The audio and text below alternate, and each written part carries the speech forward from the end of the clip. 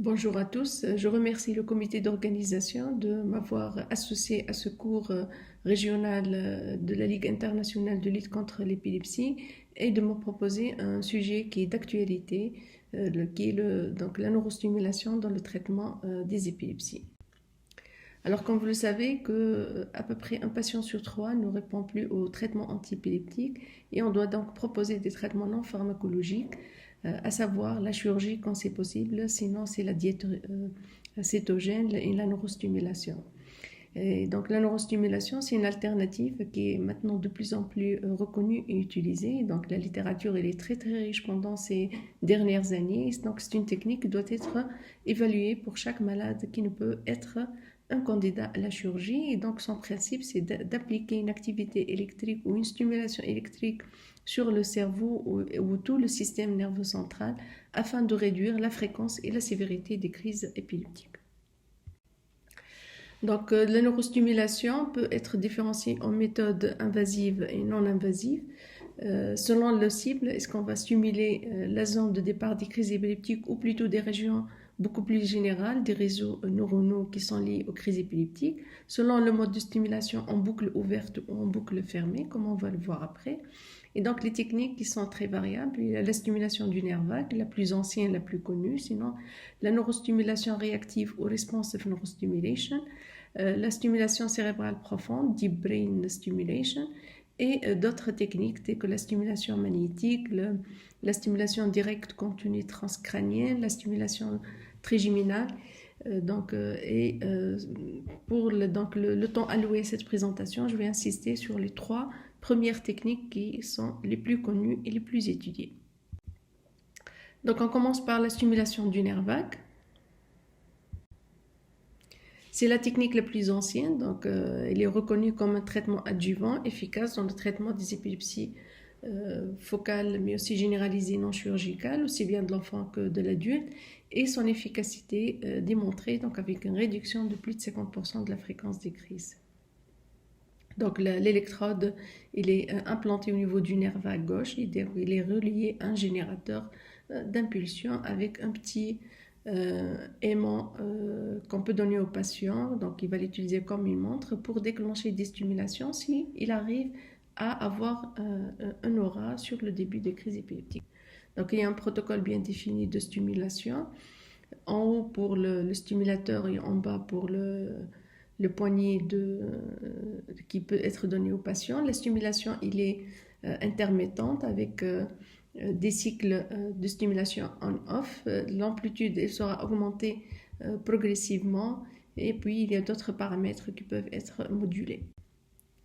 Donc le mécanisme d'action, il combine plusieurs mécanismes en même temps. Il y a la modulation de l'hyperexstabilité cérébrale par le biais du faisceau solitaire et à cause de ses projections au niveau du système limbique et thalamique, mais aussi par une inhibition corticale directe en favorisant donc la libération de GABA et de glycine. Les indications sont essentiellement les épilepsies focales, mais aussi généralisées. Il n'y a pas de limite d'âge. Par exemple, aux États-Unis, il faut que l'âge soit supérieur à 4 ans, mais la majorité des études ont montré qu'il n'y a aucun effet de l'âge, ni du type de crise, ni du syndrome épileptique sur la réponse à la stimulation du nerf vague. Cependant, il y a certains critères pour une meilleure réponse sur la fréquence et la sévérité des crises et sur la qualité de vie. C'est les crises focales avec bilatéralisation tonico-clonique, les crises qui sont d'emblée généralisées, certains syndromes épileptiques comme le syndrome de Dravet et le syndrome de Lennox-Gastaut. En ce qui concerne l'effet sur la diminution du SUDEP, il est encore incertain, mais probablement c'est un effet qui est obtenu après quelques années. Donc, les candidats qui peuvent bénéficier de la VNS, l'American Academy of Neurology, c'est les épilepsies pharmacorésistantes après l'utilisation au moins de 2 antiépileptiques, après exclusion des crises non épileptiques et des candidats non éligibles à la chirurgie. D'autres conditions peuvent être aussi proposées. Les patients candidats à la callosotomie, donc puisque c'est une technique où il y a moins de risque de chirurgie. En cas de mauvaise adhésion, au traitement antiépileptique, l'existence d'une dépression, puisque la VNS va améliorer la dépression, les patients qui ont des hospitalisations fréquentes, mais aussi certaines étiologies, telles que le chromosome 20 en anneau ou la sclérose tubereuse du Bournevis. Alors pour les effets secondaires, ils sont minimes et liés directement à la stimulation du nerf vague, tels qu'une voix rauque, une toux spasmodique, parfois une dyspnée aussi paroxystique. Et probablement aussi il y a l'altération de la qualité de sommeil qui a été aussi rapportée. Les contre-indications, il n'y a pas vraiment de grandes contre-indications absolues, c'est surtout la vagotomie antérieure, c'est-à-dire un patient qui a un seul nerf vague, l'existence d'une arythmie cardiaque sévère, des troubles de rythme sévères. Et déjà pour cette raison, pour diminuer le risque de survenue de troubles de rythme et de bradycardie secondaire, donc dans l'épilepsie, il faut stimuler le nerf vague gauche. L'IRM aussi n'est pas une contre-indication absolue, donc il y a seulement l'IRM de la région thoracique qui ne peut pas être utilisé après l'implantation du stimulateur. Je veux parler maintenant un peu de notre expérience en matière de stimulation du nerf vague. Donc en Tunisie, il a débuté en 2009, mais malheureusement il est suspendu dans la majorité des centres pour des problèmes financiers. Donc on a 15 patients, 3 dans le centre de Sfax. Les indications essentiellement les épilepsies frontotemporales, les épilepsies généralisées et le syndrome de Lennox-Gastaut. Donc chez des patients, aussi bien des enfants que des adultes, l'épilepsie secondaire à une sclérose hippocampique, à une encéphalite, ou à des dysgénésies temporales assez étendues. Alors pour les 3 patients qui sont suivis en neuropédiatrie, alors le début de l'épilepsie était relativement précoce à partir de 4 ans, mais c'est une épilepsie donc focale avec essentiellement des crises toniques. Ce sont des patients qui étaient sous polythérapie, donc jusqu'à 5 antiépileptiques et continuent à avoir des crises plus quotidiennes, donc patient 1 jusqu'à 10 crises par jour. L'EEG montrait des anomalies plus ou moins diffuses sur les régions frontales ou sur les régions temporales. Et là en bas, vous avez les images IRM qui montrent les dysplasies temporales étendues chez les patients 2 et 3. Donc on a suivi le même protocole proposé par la neurostimulation.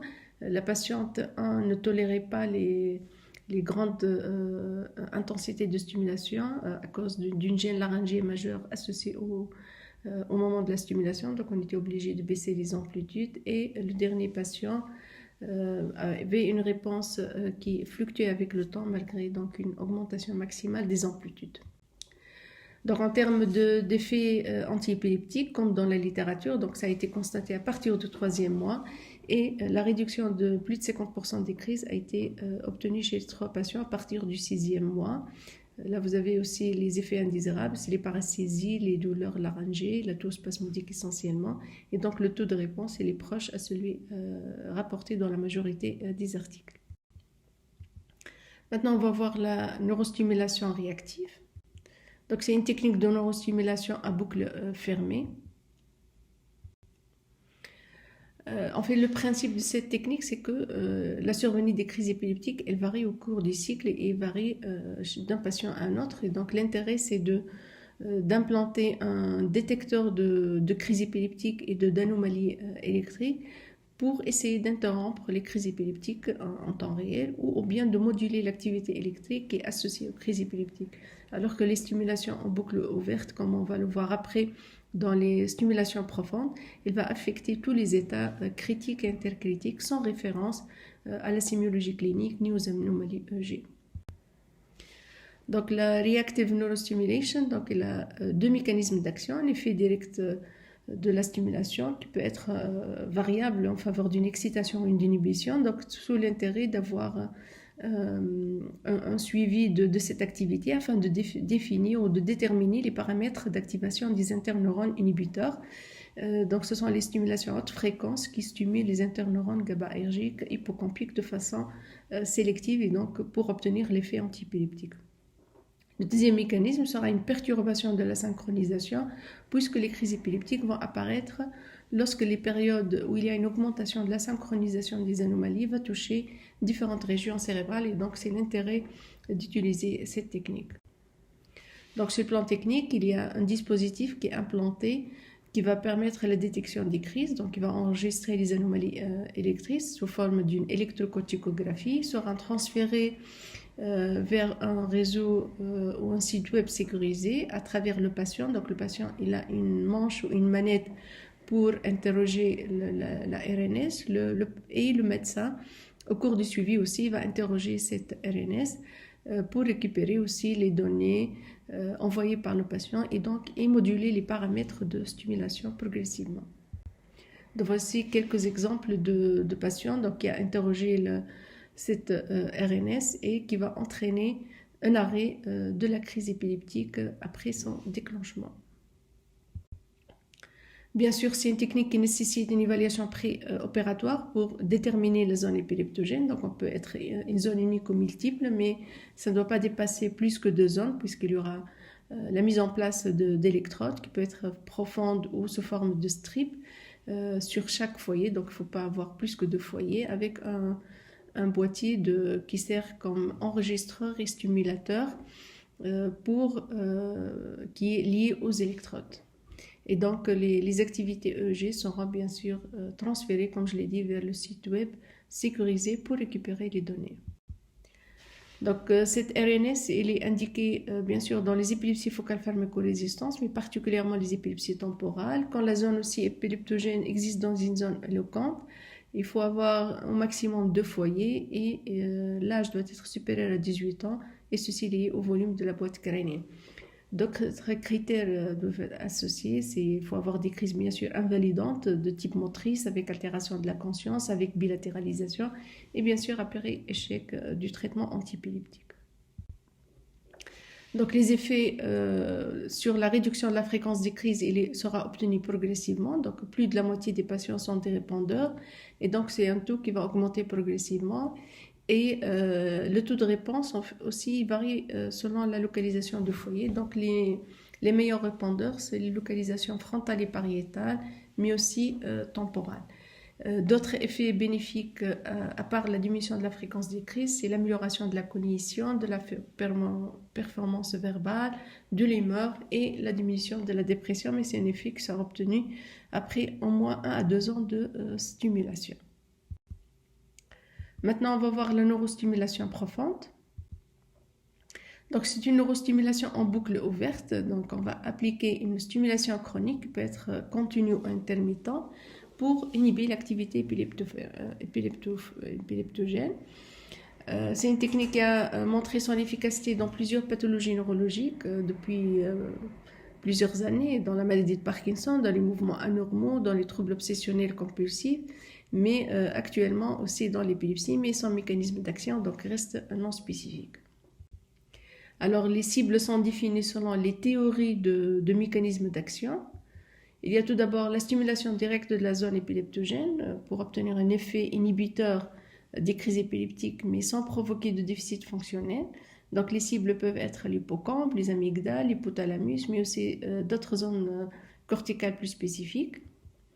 Ça peut être aussi une stimulation indirecte des structures profondes pour supprimer les circuits qui vont participer à l'émergence des crises épileptiques. Et donc, on peut stimuler le cervelet, les noyaux gris centraux, mais aussi le thalamus.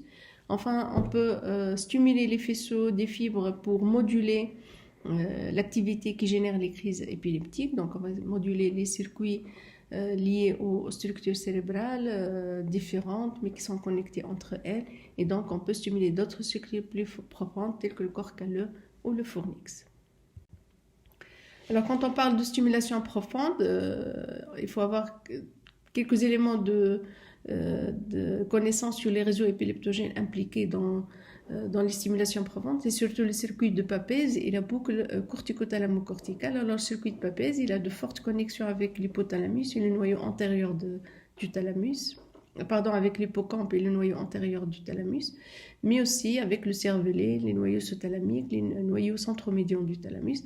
Donc, toutes ces structures peuvent être considérées comme des cibles pour la stimulation profonde. Le deuxième réseau, c'est la boucle corticothalamo-corticale. On sait très bien son rôle dans les épilepsies absences et les crises motrices. Et donc, cette boucle, elle va jouer comme un checkpoint pour perturber la propagation de décharges de pointantes synchrones qui sont responsables du déclenchement des crises. Donc, l'effet de la stimulation profonde a été aussi étudié en EEG et après stimulation du noyau centromédian, dans cette étude, ils ont démontré qu'il y a une augmentation de l'expression de l'activité gamma et diminution de l'activité alpha de topographie qui était diffuse à tout le cortex. Et donc, le rôle de l'activité corticale et de l'augmentation de l'éveil physiologique dans l'effet thérapeutique qui est recherché sur l'épilepsie, mais aussi sur d'autres fonctions cognitives telles que l'attention. Alors, sur le plan technique, bien sûr, il faut un repérage préopératoire de la cible anatomique, puis une implantation chirurgicale. Donc, le repérage se fait par l'IRM 3 voire 7 Tesla. Ça peut être aussi par la tractographie pour étudier la localisation et les rapports de la cible avec les fibres et les faisceaux qui interviennent. Une évaluation post-opératoire, donc avec un contrôle des électrodes par l'IRM ou par scanner, puis une programmation progressive sur quelques mois pour atteindre les paramètres de stimulation. Alors les paramètres de stimulation au début étant définis de façon empirique à partir de l'utilisation dans la maladie de Parkinson. Puis, donc chaque cible a sa fréquence et le voltage, l'amplitude bien définie. La stimulation peut être cyclique ou continue, elle peut être aussi unilatérale ou bilatérale. Alors, les paramètres utilisés par l'étude santé, qui est l'étude la plus large, qui a étudié la stimulation du noyau antérieur du thalamus. Donc, elle a utilisé de hautes fréquences, 145, une stimulation cyclique avec des périodes on et des périodes off, et elle a utilisé aussi une stimulation bilatérale. Donc, le noyau antérieur du thalamus le plus utilisé parce que c'est une structure anatomique qui est bien définie, sa localisation est éloignée des structures vasculaires avec des connexions larges et surtout le pôle antérieur qui permet une meilleure réponse parce qu'il est proche du faisceau mamillo-thalamique. Donc, on peut obtenir jusqu'à une diminution de plus de 70% de la fréquence des crises. Donc, voici l'étude santé, l'étude la plus large qui a utilisé la stimulation du noyau antérieur du thalamus dans des épilepsies focales avec une bilatéralisation.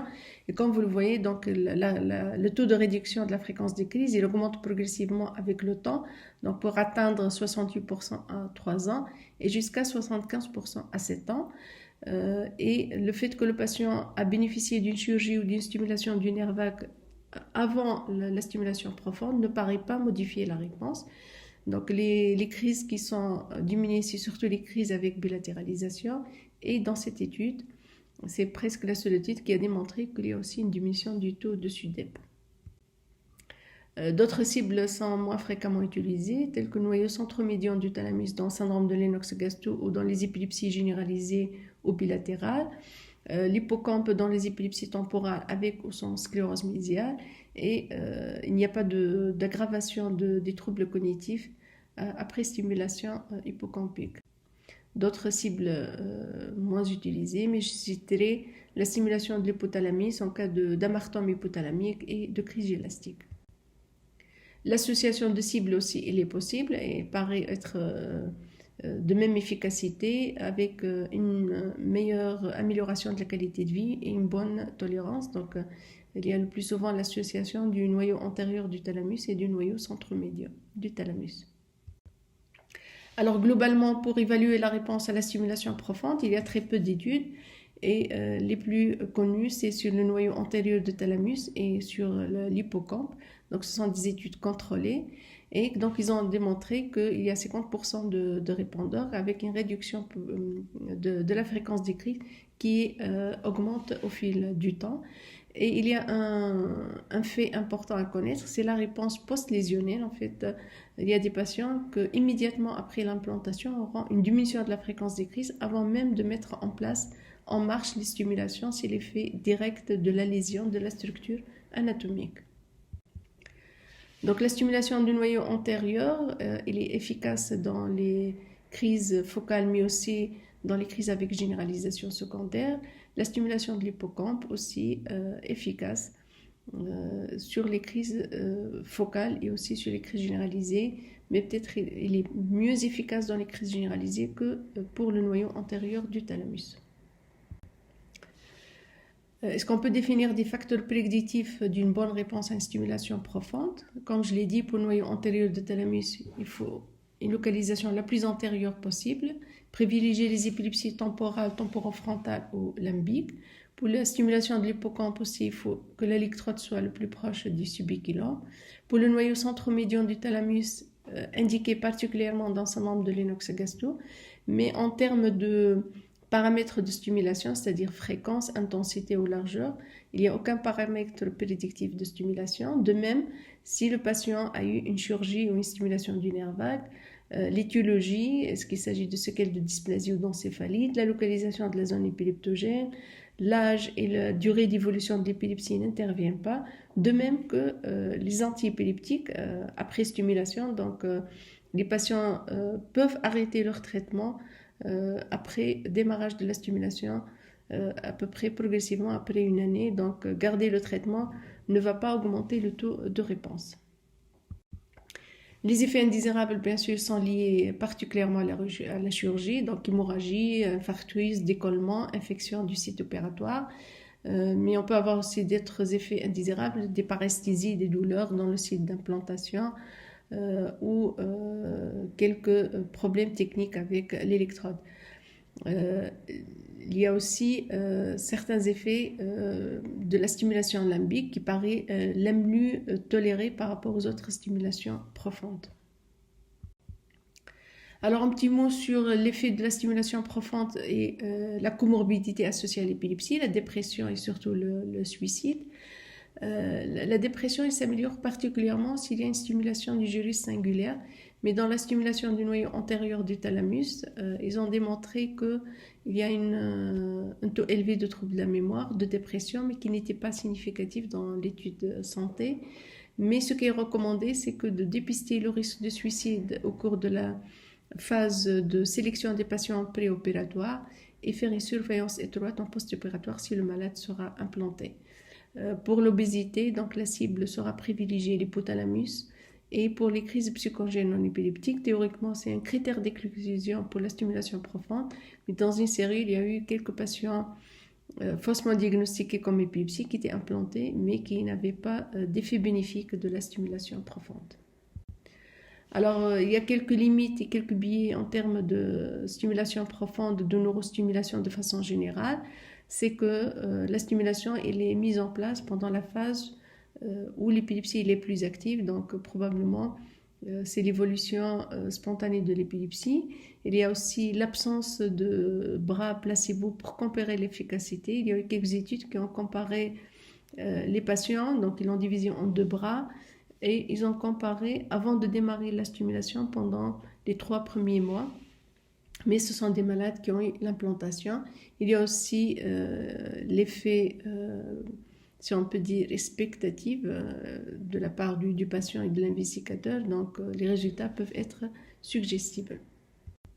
Alors, il y a d'autres cibles de neurostimulation, telles que la stimulation corticale chronique, externe, la stimulation transcutanée du nerf vague avec application de la stimulation au niveau auriculaire, la stimulation transcrânienne directe récurrente, la stimulation transcutanée du nerf trijumeau, la stimulation répétitive transmagnétique. Donc il y a quelques études à propos de ces différentes techniques de neurostimulation, mais ce sont des études qui ont un niveau faible d'évidence pour pouvoir vraiment conclure à l'efficacité de ces techniques. Donc il y a peut-être la stimulation corticale chronique qui est mieux connue dans les pathologies neurodégénératives telles que la maladie d'Alzheimer.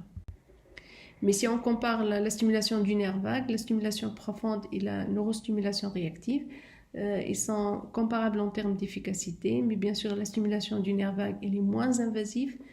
La stimulation profonde et la stimulation du nerf vague sont plutôt des techniques à boucle ouverte, alors que la neurostimulation réactive est la nouvelle génération de la stimulation du nerf vague ouvre donc une stimulation en boucle fermée et donc il offre d'autres avantages en termes d'absence de perturbation du fonctionnement cérébral de façon continue d'une part, mais d'autre part aussi sur le plan technique, on va gagner sur la durée de vie de la stimulation.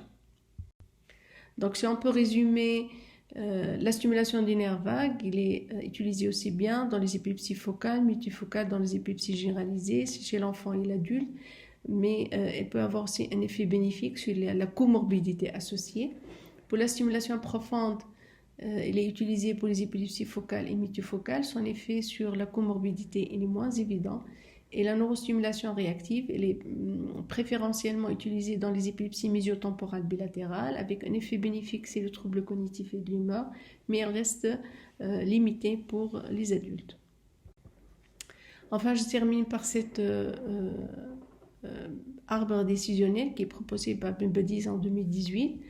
Donc, pour les épilepsies temporales unilatérales qui ne peuvent pas bénéficier d'une chirurgie ou après échec de la chirurgie, donc on peut proposer la neurostimulation. Sinon, elle sera proposée surtout pour les épilepsies temporales bilatérales, donc la neurostimulation réactive ou la stimulation du nerf vague, et la stimulation profonde sera proposée en deuxième lieu. Pour les épilepsies extratemporales ou temporales neurocorticales, donc il faut commencer par la neurostimulation réactive ou la stimulation du nerf vague. Donc ça dépend des équipes et de leur expérience, et la stimulation profonde reste en deuxième lieu. De même pour les épilepsies généralisées, idiopathiques, génétiques ou dans le cadre d'encéphalopathie épileptique telle que le syndrome de Lennox-Gastaut, donc la stimulation du nerf vague reste le traitement de première intention suivi par les stimulations profondes. Alors pour résumer, donc l'efficacité et l'innocuité de la neurostimulation, elle est certaine, particulièrement pour la VNS, la stimulation profonde et la neurostimulation réactive. Pour les autres techniques, l'effet reste à démontrer par d'autres études. Il n'y a pas pour le moment de contre-indication absolue pour la neurostimulation, mis à part quelques situations particulières. Cependant, la stimulation du nerf vague reste le moyen le plus efficace, le moins coûteux et le moins invasif pour les patients. Donc, je vous remercie pour votre attention.